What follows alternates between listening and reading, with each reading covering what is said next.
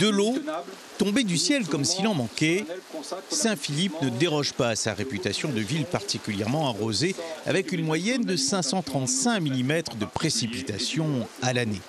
Encore faut-il que cette eau se retrouve dans les robinets. C'est pourquoi un forage expérimental a été lancé dans la forêt de Takamaka. Une prospection réussie, d'où le lancement de la construction d'infrastructures pérennes.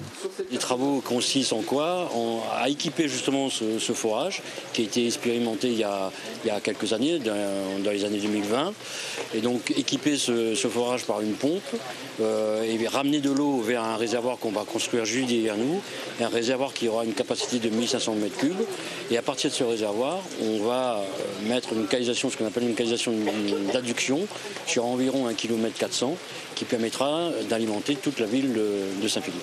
Dès sa mise en service, le nouveau forage de la commune de Saint-Philippe va permettre de produire 100 m3 d'eau par heure, soit le double du forage de Basse-Vallée. De quoi assurer la desserte de tous les quartiers avoisinants, mais pas seulement. C'est Tremblay, Ravinango, Takamaka, donc les quartiers est. Mais j'ai envie de vous dire que cette eau va être mise dans le réseau d'eau potable de la commune de Saint-Philippe et donc ça ira alimenter tout le territoire. Et donc nous aurons en définitive donc deux forages.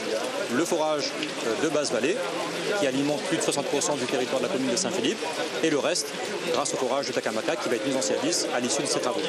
Des travaux portés par la CASUD. Selon son président Jacques Ewaro, pas de développement économique sans eau, d'où l'importance du projet qui se chiffre à...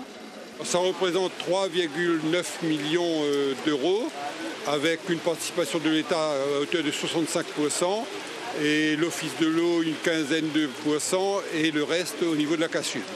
Il faudra 1 an pour réaliser la station de pompage, le réservoir et la canalisation de raccordement au circuit de distribution d'une eau qui sera filtrée naturellement et donc sans additifs de traitement chimique de potabilisation.